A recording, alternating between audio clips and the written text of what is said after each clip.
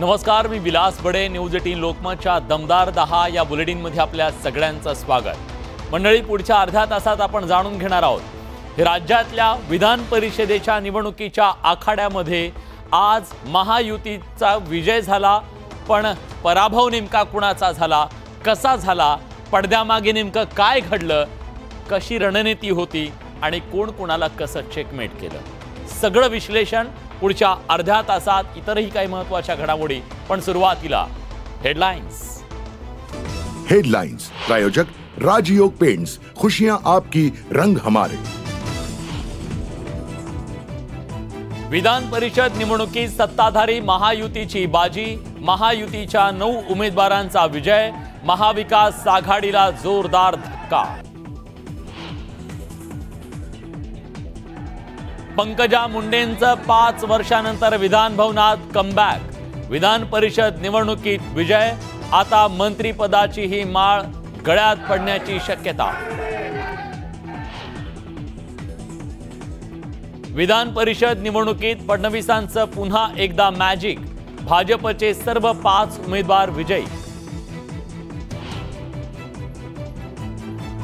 विधान परिषद निवडणुकीसाठी अजित पवारांची ही रणनीती यशस्वी, राष्ट्रवादीच्या दोन्ही उमेदवारांचा विजय. भावना गवळी, कृपाल तुमाणेंचं विधान परिषदेवरती यशस्वी पुनर्वसन, शिंदेंच्या शिवसेनेच्या कोट्यातून विधान परिषद निवडणुकीत विजय. काँग्रेसच्या प्रज्ञा सातव यांचा विधान परिषद निवडणुकीत विजय, मात्र काँग्रेसची 7 मतं फुटल्याची चर्चा. ठाकरेंच्या शिवसेनेचे मिलिंद नार्वेकरांचा अखेर विजय, तर अटीतटीच्या लढतीत शेकापच्या जयंत पाटलांचा पराभव. विधान परिषद निवडणुकीच्या निकालानंतर राज्यात मंत्रिमंडळ विस्तार, येत्या 4 ते 5 दिवसातच शपथविधीच्या हालचालींना वेग. न्यूज 18 लोकमतला सूत्रांची माहिती. अनंत अंबानी आणि राधिका मर्चंट यांचं शुभमंगल, जिओ वर्ल्ड सेंटरमध्ये शाही विवाह सोहळ्याला सुरुवात, वरातीत थिरकले बॉलिवूडचे सितारे.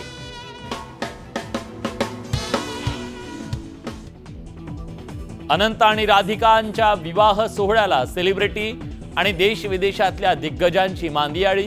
बीकेसीतील जिओ वर्ल्ड सेंटरमध्ये संपन्न होतोय विवाह सोहळा. आणि अनंत राधिकाच्या विवाह सोहळ्याला लोटलं अवघं बॉलिवूड. रजनीकांत, महेश बाबूसह दाक्षिणात्य अभिनेत्यांची सुद्धा विवाह सोहळ्याला हजेरी.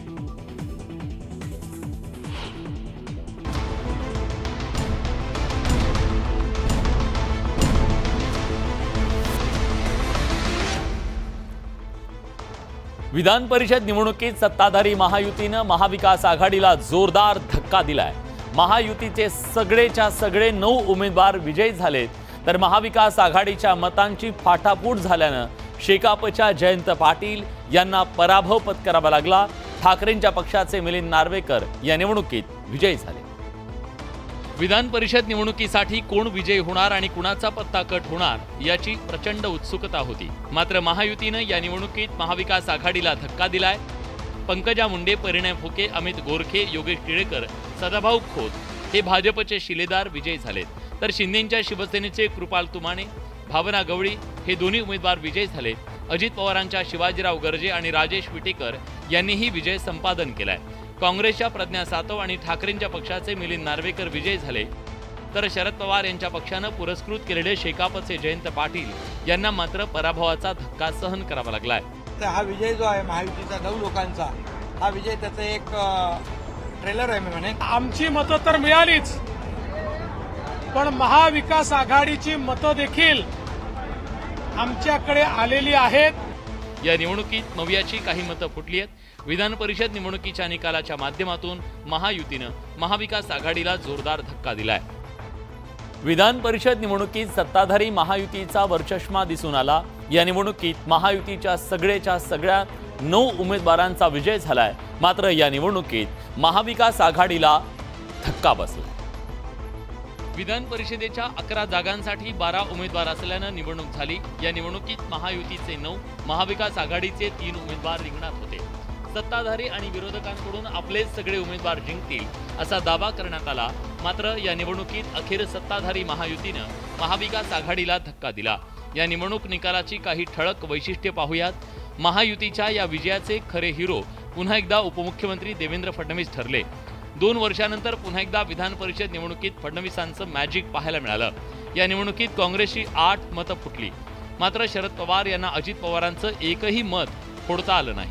उद्धव ठाकरेही शिंदेंच्या शिवसेनेतलं मत फोडण्यात अपयशी ठरले। पंकजा मुंडे यांचं राजकीय पुनर्वसन 5 वर्षांनंतर विधानभवनात कमबॅक झालंय। भाजपचे तरुण चेहरे विधान परिषदेत दिसणार आहेत। योगेश टिळेकरांच्या रूपानं माळी समाजाला विधान परिषदेत प्रतिनिधित्व मिळालंय। अमित गोरखेंच्या रूपात मातंग समाजाचा चेहरा विधान परिषदेवर गेलाय। आधी परळी विधानसभा मतदारसंघात आणि परवा बीड लोकसभा मतदारसंघातल्या निसटत्या पराभवानंतर पंकजा मुंडेंची विधानमंडळामध्ये 5 वर्षांनी कमबॅक केलं। विधान परिषद निवडणुकीमध्ये 26 मतं घेऊन पंकजा मुंडे विजयी झाल्या। या विजयानंतर पंकजा यांच्या समर्थकांनी जोरदार जल्लोष केला। बीड लोकसभा मतदारसंघात निसटता पराभव झाल्यानंतर पंकजा मुंडेंना भाजपनं विधान परिषद निवडणुकीच्या रिंगणात उतरवलं। 11 जागांसाठी 12 उमेदवार रिंगणात असल्यानं सर्व उमेदवारांमध्ये धाकधूक होती। मात्र या निवडणुकीत 26 मतं मिळवत पंकजा मुंडे विजयी झाल्या। विजयी झाल्यानंतर पंकजा मुंडे आणि त्यांचे कुटुंबीय भावूक झाले। पंकजा मुंडे विजयी झाल्यानंतर त्यांचे बंधू धनंजय मुंडे आणि प्रीतम मुंडे यांनी त्यांचं अभिनंदन केलं। पंकजा मुंडे विजयी झाल्यानंतर त्यांच्या समर्थकांनी जोरदार जल्लोष केला। आता विजय मी मिळवला आहे। लोकसभेला सुद्धा ज्या पद्धतीने मी लढले, मी त्याला विजयच मानते। कारण ती निवडणूक जशी होती, जेवढी मी मतं घेतली, तर ते एक आशीर्वाद आहे लोकांचा आणि त्या लोकांच्या आशीर्वादामुळेच आज पक्षाने पण मला पंकजा मुंडे विजयी झाल्यानं तब्बल 5 वर्षांनी पुन्हा पंकजा मुंडेंची विधिमंडळात एंट्री झाली आहे। विधान परिषद निवडणुकीमध्ये शिवाजीराव गर्जे आणि राजेश विटेकर हे अजित पवारांच्या राष्ट्रवादीचे उमेदवार विजयी झाले। अजित पवारांनी मतांची फाटाफूट टाळत काँग्रेसची 4 मतं फोडली। यातून त्यांचे काका शरद पवार यांना महाविकास आघाडीला जोरदार धक्का दिला। विधान परिषद निवडणुकीच्या रिंगणात 11 जागांसाठी 12 उमेदवार असल्यानं कुणाचा पत्ता कट होणार याची चर्चा होती। त्यात अजित पवारांचा एक उमेदवार गॅसवर असल्याची चर्चा होती। त्यात लोकसभा निवडणुकीत शरद पवारांच्या पक्षाला मिळालेल्या यशानंतर अजित पवारांसोबत असलेले आमदार पवारांच्या संपर्कात असल्याची चर्चा राजकीय वर्तुळात सुरू होती। मात्र या निवडणुकीत अजित पवारांसोबत असलेल्या आमदारांचं एकही मत फुटलेलं नाही। मात्र अजित पवारांच्या उमेदवारांना 4 अतिरिक्त मतं मिळाली आहेत, हे विशेष। त्याच्यापेक्षा अधिक मतदारांनी आमदार महोदयांनी शिवाजीराव गर्जे आणि राजेश विटेकरांना दिली। त्याबद्दल मी त्या सर्व आमदारांचं मनापासून आभार मानतो। आमदारांच्या मतांची फाटाफूट रोखण्यात अजित पवार यांना आलेलं यश आणि त्यांनी फोडलेली 4 मतं, यातून अजित पवारांनी काका शरद पवार आणि मवियाला जोरदार धक्का दिल्याचं समोर आलंय। विधान परिषद निवडणुकीत काँग्रेसच्या उमेदवार प्रज्ञा सातव विजयी झाल्या। त्यांनी 26 मतं मिळवत विजय मिळवला। मात्र या निवडणुकीत काँग्रेसच्या आमदारांची मतं फुटल्याचं समोर आलं। काँग्रेसची 4 आमदारांची मतं फुटणार हे आमदार कैलास गोरंट्याल यांनी विधान परिषद निवडणुकीपूर्वी भाकीत केलं होतं, ते खरं ठरलंय। विधान परिषद निवडणुकीत काँग्रेसची 4 नव्हे तर तब्बल 8 मतं फुटल्याची चर्चा आहे। काँग्रेसकडे 37 आमदारांचं बळ होतं। काँग्रेसच्या उमेदवार प्रज्ञा सातव या 26 मतं मिळवून विजयी झाल्या।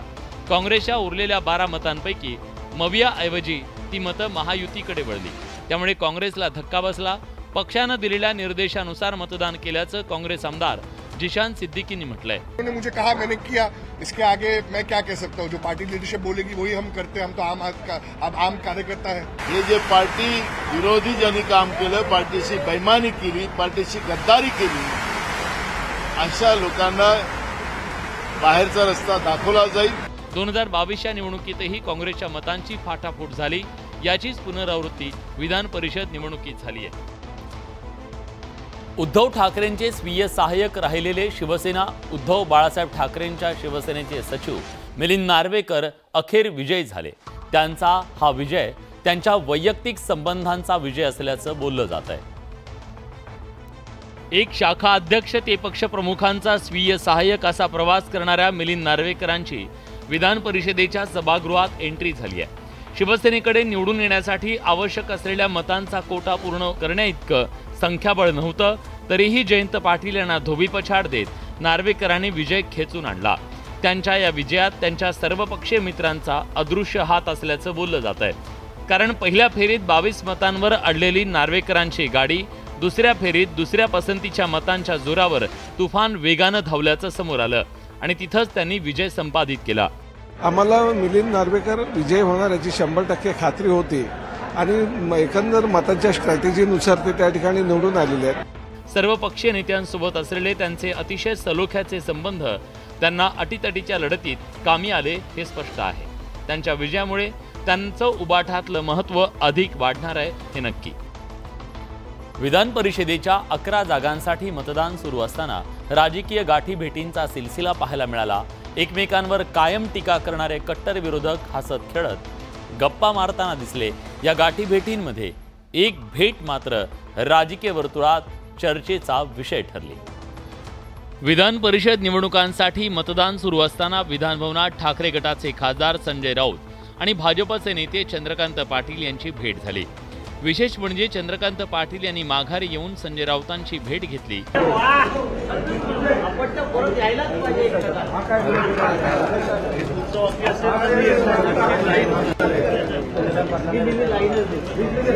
याआधी विधिमंडळ अधिवेशनाच्या दरम्यान उद्धव ठाकरे आणि फडणवीसांनी एका लिफ्टमधून प्रवास केला। त्यानंतर आदित्य ठाकरे आणि फडणवीस यांचाही हसत खेळत संवाद झाला। त्यात राऊत आणि चंद्रकांत पाटील यांच्या भेटीनं सगळ्यांच्या भुया उंचवल्या। चाय पीने को आना चाहिए। वो दिन हमने एक साथ चाय नहीं पी है, व्यक्तिगत झगड़ा है, पर्सनल वॉर है, पॉलिटिकल है। गेल्या काही दिवसातील या गाठीभेटींच्या सिलसिल्यानं भाजप आणि ठाकरेंच्या शिवसेनेत जवळीक वाढतीये का अशी चर्चा सुरू झाली आहे। विधान परिषदेच्या 11 जागांसाठी मतदान पार पडलं। या मतदानावेळी राजकीय नेत्यांच्या गाठीभेटी पाहायला मिळाल्या। केवळ गाठीभेटीच नाही तर नेत्यांच्या हसत खेळत गप्पाही रंगल्या। विशेष म्हणजे राज्याचे उपमुख्यमंत्री आणि राष्ट्रवादी काँग्रेसचे प्रमुख अजित पवार आणि राष्ट्रवादी शरदचंद्र पवार पक्षाचे प्रदेशाध्यक्ष जयंत पाटील विधान भवनात समोरासमोर आले। यावेळी अजित पवार यांनी जयंत पाटलांशी हातात हात घेऊन गप्पा मारल्या। या दोघांची गुफ्तगू कॅमेऱ्यात कैद झाली। आम्ही काही एकमेकाचे दुश्मन नाहीये, आम्ही एकमेकाचे विरोधकात झालेलो आहे। दुसरीकडे उपमुख्यमंत्री अजित पवार आणि ठाकरे गटाचे खासदार संजय राऊत यांचीही भेट झाली। यावेळी या दोन्ही नेत्यांनी हस्तांदोलन केलं। चांगला माहोल आहे ना, आणि तो तसाच राहायला हवा, महाराष्ट्राची परंपरा आहे। या भेटीवरून राजकीय वर्तुळात उलटसुलट चर्चांना उधाण आलं। विधान परिषद निवडणुकीसाठी विधान भवनात मतदान पार पडलं। ठाकरेंच्या पक्षाचे आमदार आदित्य ठाकरेंनी मतदानाचा हक्क बजावला। विधान भवनातून जाताना आदित्य ठाकरेंनी केलेल्या कृतीचा सध्या चर्चेचा विषय ठरतो। ठाकरेंच्या पक्षाचे आमदार आदित्य ठाकरे विधान भवनाच्या इमारतीमधून बाहेर पडत असताना ते अचानक थांबले। त्यानंतर त्यांनी मागे वळून खाली बसत विधान भवनाच्या पायऱ्यांवर डोकं ठेवलं। आदित्य ठाकरेंची ही कृती पाहून आजूबाजूचे उभे असणारे अनेक जण अचंबित झाले। विधान भवनाच्या पायऱ्यांवर नतमस्तक झाल्यानंतर आदित्य ठाकरे विधान भवनातून मार्गस्थ झाले। आदित्य ठाकरे नंतर ठाकरेंच्या पक्षाचे आमदार भास्कर जाधव विधिमंडळाच्या पायऱ्यांवर नतमस्तक झाले। राज्यात पुढील 3 महिन्यात विधानसभा निवडणूक होणार आहे। या निवडणुकीनंतर सध्याची विधानसभा विसर्जित होऊन नवीन विधानसभा अस्तित्वात येणार आहे। एकूणच सध्याचं पावसाळी अधिवेशन हे शेवटचं अधिवेशन आहे। विधान भवनातून निघताना आदित्य ठाकरे आणि भास्कर जाधवांची ही कृती चर्चेचा विषय ठरतेय। जिल्हाधिकाऱ्यांपेक्षा जास्त रुबाब करणाऱ्या ट्रेनी IAS पूजा खेडकर यांची सध्या सगळीकडे चर्चा रंगली आहे। ऑडी गाडीवर कारवाई करण्यासाठी गेलेल्या पुणे पोलिसांवर पूजा खेडकर यांच्या आई मनोरमा खेडकरांनी अरेरावी केल्याचं पाहायला मिळालं।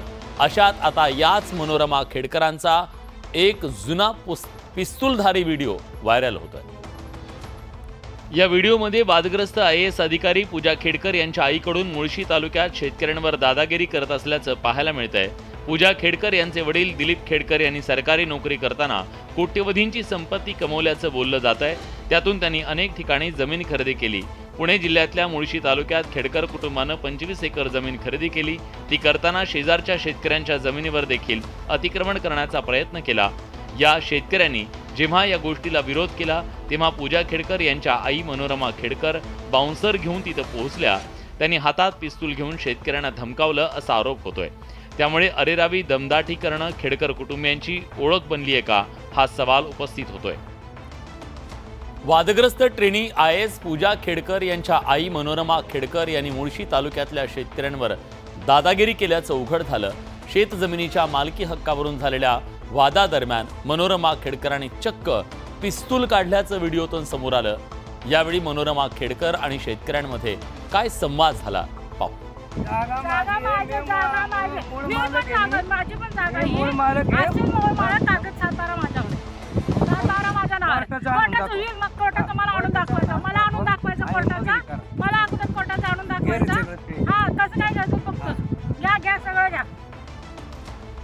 IAS अधिकारी पूजा खेडकर वादात सापडलेले असताना त्यांच्या आई मनोरमा खेडकर यांचा एक जुना व्हिडिओ समोर आला. शेत जमिनीच्या वादातून एका शेतकऱ्याला धमकावत असल्याचं समोर आलं. यावेळी मनोरमा खेडकरांनी पिस्तूल काढल्याचं पाहायला मिळालं. शेतकरी आपण मूळ मालक असल्याचं सांगत असताना जमिनीचा सातबारा आपल्या नावावर असल्याचा दावा मनोरमा खेडकरांनी केला. पुणे जिल्ह्याच्या मुळशी तालुक्यातल्या धडवली गावात मनोरमा खेडकर यांची 4.74 हेक्टर शेत जमीन आहे. 4 जून 2023 रोजी शेत जमिनीचा ताबा घेताना स्थानिक शेतकऱ्यांशी वाद झाला. शेजारच्या शेतकऱ्यांनी विरोध केल्यानंतर मनोरमा खेडकर बाउन्सर घेऊन धडवलीत धडकल्या. त्यानंतर त्यांनी पिस्तूल काढून शेतकऱ्याला धमकावलं.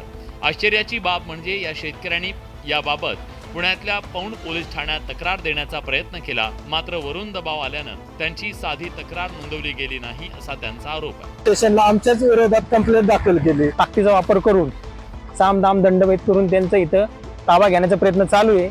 या घटनेमुळे खेडकर कुटुंबाला नक्की कुणाचा पाठिंबा आहे असा प्रश्न उपस्थित होतोय. देशात सध्या अघोषित आणीबाणीसारखं वातावरण असल्याची टीका पश्चिम बंगालच्या मुख्यमंत्री ममता बॅनर्जींनी केली आहे. केंद्र सरकार हे अस्थिर असून खेळा तर सुरू झालाय असं सूचक वक्तव्य त्यांनी केलंय. विधानसभा निवडणुकीत उद्धव ठाकरेंसाठी आम्ही इथं नक्की येऊ असं ममता बॅनर्जी म्हणाल्या. मुंबई दौऱ्यावर असलेल्या ममता बॅनर्जींनी मातोश्रीवर जाऊन उद्धव ठाकरेंची भेट घेतली. यावेळी त्यांनी केंद्र सरकारवर निशाणा साधला. आज देश में सबसे ज्यादा इमरजेंसी तो मोदी जी का टाइम में ही हो रहा है.